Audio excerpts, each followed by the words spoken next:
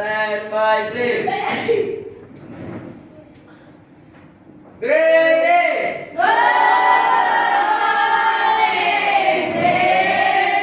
Ya, good morning, silakan duduk.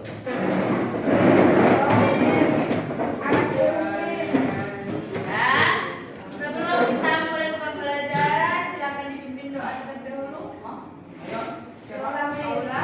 Teman, mari kita berdoa. Saya akan mengikuti secara katolik bagi teman-teman yang Ya. agama saya. Berdoa sesuai ajaran agamanya masing-masing. Berdoa. Terima kasih Tuhan atas berkat-Mu pada hari ini sehingga kami bisa berkumpul di sekolah kami. Berkatilah orang tua dan guru-guru kami. Berikanlah kesehatan, kekuatan pada pengungsi selalu. Terima kasih Tuhan Yesus. Amin. Oke. Terima kasih kepada Paula. Baik, sebelum diselanjutkan, selamat pagi. Bagaimana kabarnya hari ini? Iya, terima kasih. Nah, jadian ini kita akan karena kita belajar di lab, kita akan belajar yang berkaitan dengan praktek ya. Baik, sebelum dilanjutkan, minggu lalu kita sudah belajar di kelas berkaitan dengan teori struktur kontrol algoritma. Ya, jadi nanti kita akan mempraktikkan struktur algoritma ini pada sebuah permainan yang sudah disiapkan. Ya, Miss. Siap. Oke, Miss. Nah, jadi sebelum dimulai, coba kalian amati game ini.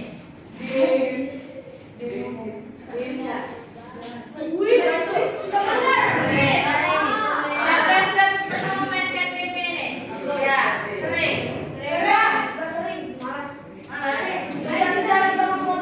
Kejar-kejaran sama polisi. Nah, siapa yang mau mencoba memainkan game ini? Christian, silakan. Kamu pernah main di komputer? Ya, cobalah. Ya. Kamu memainkannya menggunakan apa? Ya, menggunakan keyboard kan? Ya, siapa? Kalau kalian lihat permainan ini, dia bagaimana pergerakannya? Cepat. Ada maju, ada belok kanan, belok kiri kan? Mundur. Nggak ada mundur, Miss. Nggak ada mundur. Adanya dia gelisir kan? Ya. Slide, kayak slide gitu. Yeay.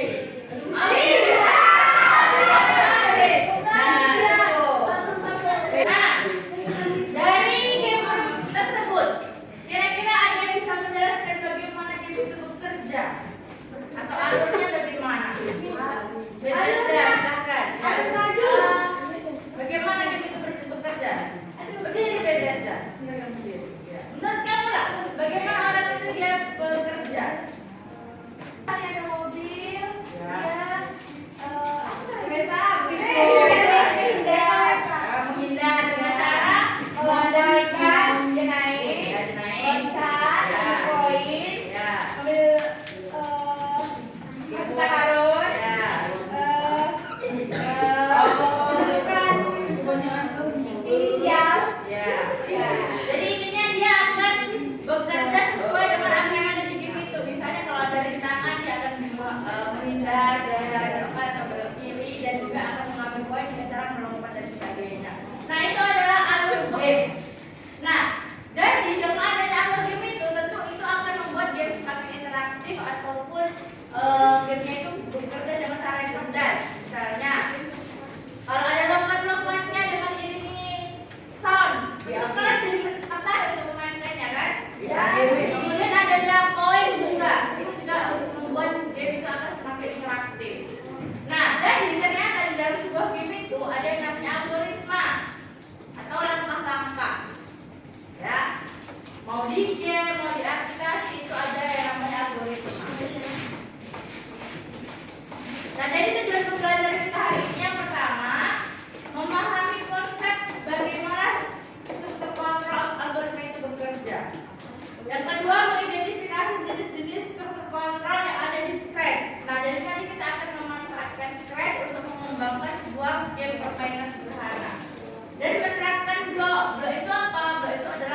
metode pada sebuah scratch ya.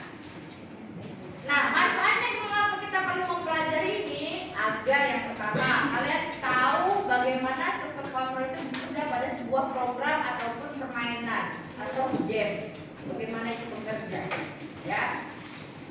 Itu manfaat utamanya. Jadi untuk acara pembelajaran hari ini saya akan menyampaikan sedikit materi, kemudian kalian akan melakukan praktek untuk membuat gamenya. Kemudian ada asesmen sederhana, asesmen singkat saja, dan melakukan refleksi bersama. Baik, kita akan melanjutkan ke materi pembelajarannya. Minggu lalu sudah memberikan materi ini juga di kelas, tetapi dalam bentuk flowchart. Ada ingat? Aku. Nah, ini saya akan jelaskan terlebih dahulu ya. Jadi struktur kontrol algoritma itu adalah pola atau cara pengaturan alur jalan sebuah program agar komputer dapat menjalankan instruksi sesuai yang diinginkan. Nah, sesuai yang beta sudah jelaskan tadi. Permainan game busway tadi ya, Subway Runners ya. Subway Surfers. Itu ya, itu dia. Jadi ketika instruksinya itu adalah kalau ada objek yang menghalangi, kalian akan membelokkan ke kanan atau ke kiri.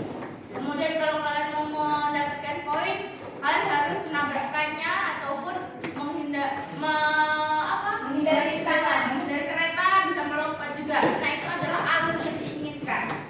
Nanti alur yang akan kalian buat dalam game kali itu apa? Akan kita sesuaikan ya. Lanjut, nah jenis-jenis struktur kontrol pada scratch. Kalian sudah mempelajari ini di pelajaran minggu lalu kan? Ada berapa? Ada 3. Yang pertama auto contoh sequence.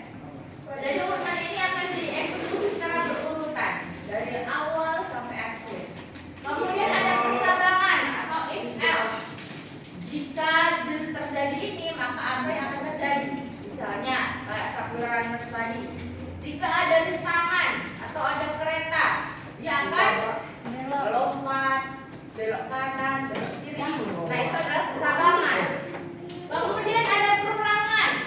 Instruksi ini akan diulang berkali-kali. Contohnya, ketika kalian mau mendapatkan poin, poinnya itu kan berurutan kan, poinnya banyak kan? Ya kan? Jadi kalian akan menekan terus atau berlari terus. Ataupun kayak tadi ada halangan yang kayak kalian harus berseluncur ke bawah itu. Kalian akan menahannya kan sampai terlewati itunya. Papan yang menghalangi di depan itu. Nah, itu adalah looping. Looping itu ada perulangan yang kalian lakukan. Kalian akan mengulang dengan cara menekan atau menahan biar kalian akan bekerja secara melewati rintangannya dengan menghindari ke bawah itu. Itu adalah looping. Nah, di scratch contoh struktur kontrolnya itu kayak gini. Nah, kita sudah mencoba mempraktekkan itu juga pada blok T. Masih ingat yang labirin C namanya itu? Ada bergerak maju, belok kiri, bergerak maju, belok kanan, bergerak maju. Nah, ini adalah urutan atau sequence. Misalnya, kan ada jalan nih. Tentu kalian akan bergerak maju, belok kanan, belok kiri, berurutan dengan langkah-langkahnya. Kayak kalian mau dari lab, kalian lewat dulu dari lorong kan? Ya, Baru belok dari 73 ke 71. Ya, Miss. Itu berarti langkah-langkah yang berurutan. Ya. Tidak ada jalan yang lain. Karena yang akan kalian lewati dari kelas ke lain adalah jalan itu saja. Kemudian yang kedua ada percabangan atau selection. Contohnya di sini. If. Jadi kalau di selection perintahnya itu akan selalu berkaitan dengan yang namanya if. If path to the right, misalnya kalau menjumpai belokan berbelok kanan, do, maka kalian akan melakukan apa? Berbelok kanan. Itu adalah percabangan. Kemudian yang terakhir ada looping atau perulangan. Nah, perulangan itu pada kode program dia akan selalu berkaitan dengan kata repeat.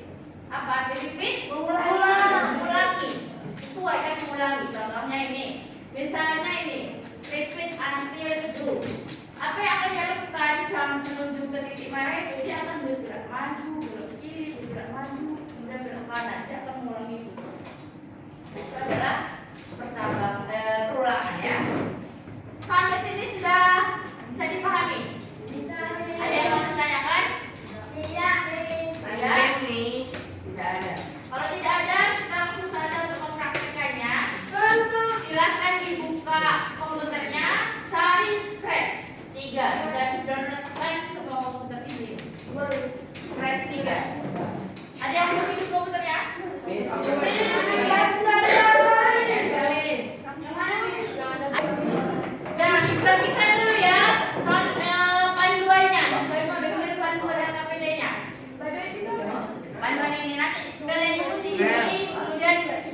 Mau ganti gak atau di depan?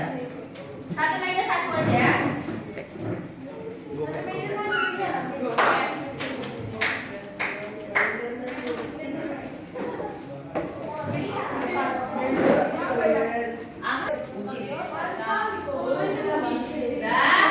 Nah, tampilannya sudah seperti ini semuanya.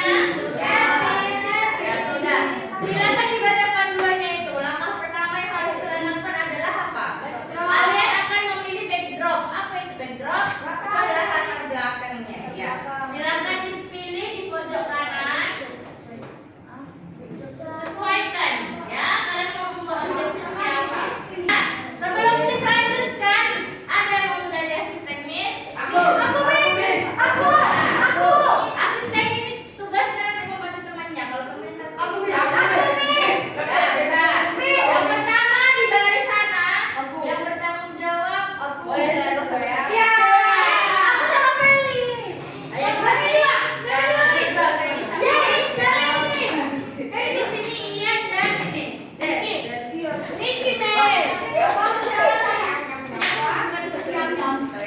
Ya nanti bantu pokoknya dan bersuara situ ya. Silakan tambahkan kode untuk menggerakkan ininya, pistolnya. Ya, ini kodenya. Ini di bagian kontrol event, kemudian musuhnya di bagian motion. Ya. Cari makanya, cari yang tulisannya sama. Awas. Miss, aku udah selesai Miss habis itu. Miss. Kalau sudah, kalian gerak-gerakan. Bisa sekali tembak. Miss, mana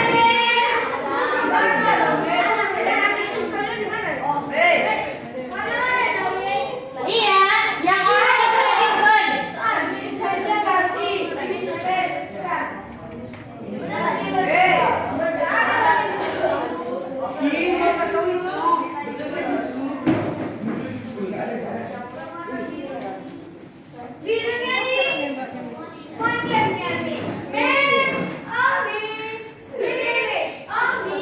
Birunya di motion.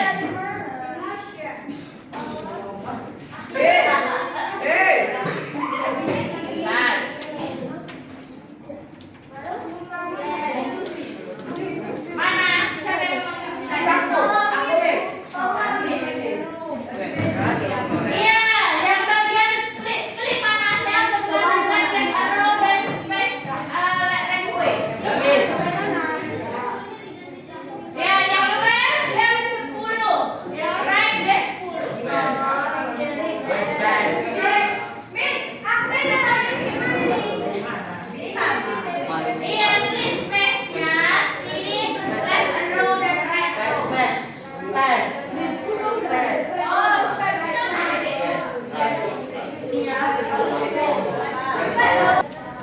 Dan sudah semuanya. Kalau yang sudah, sampai dibantu temannya ya. Kalau yang sudah selesai ke 4 perintah ini, kalian tekan di keyboard yang tanda panah di foto itu, kanan kiri bergerak nggak? Yang kayaknya, nah kayak di sini bergerak dia.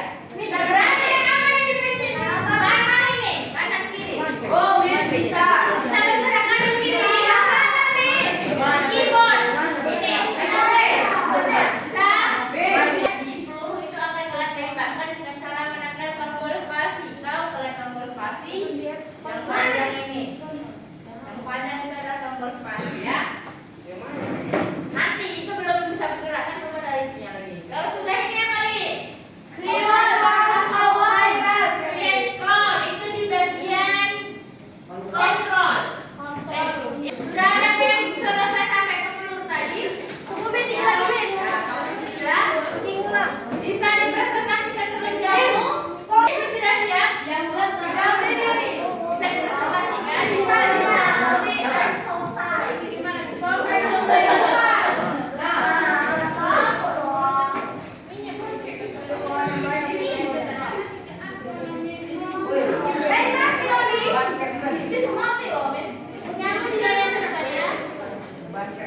Nah, yuk yang lain. Nah, coba Desika, ini yang Desika buat ya. Kamu jelaskan di pistol dulu sebelum kamu jelaskan di yang lain disimak dulu. Berdiri.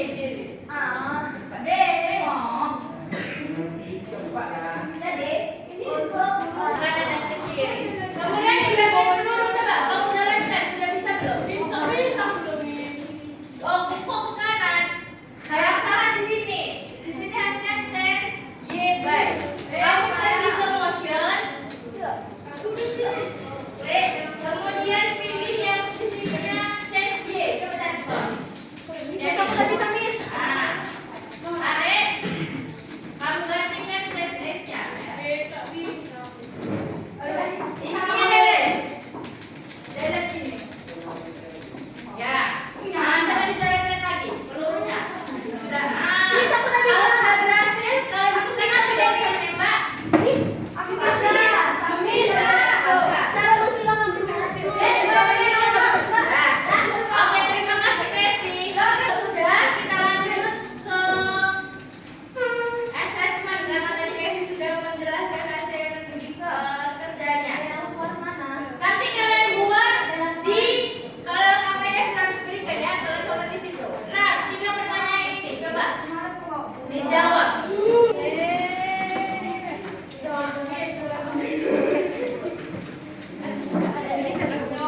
Ya, langsung jawabannya saja. Ini pertanyaannya ya.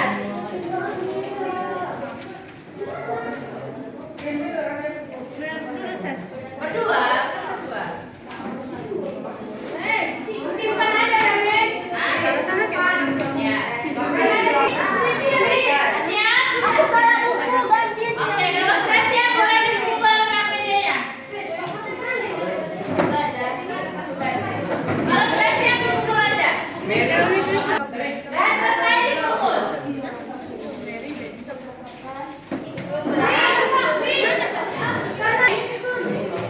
Sebelum kita tutup, adakah yang ingin menyampaikan refleksinya?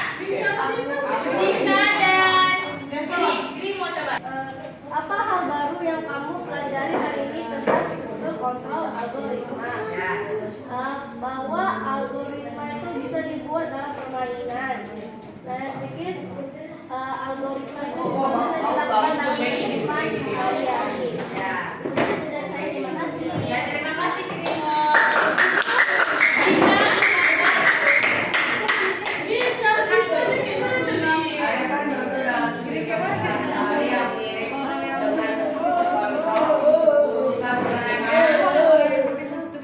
Pengulangan ada cara membuat game dengan cara urutan video dan pengulangan.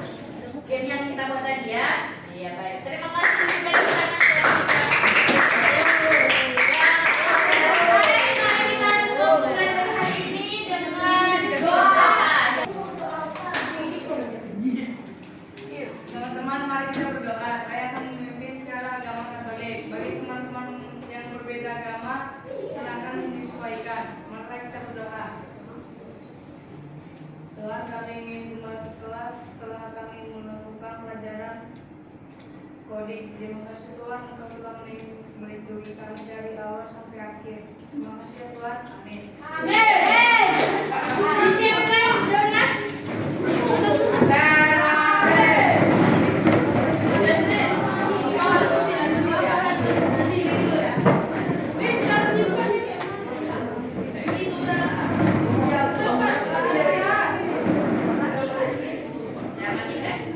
Stand by please.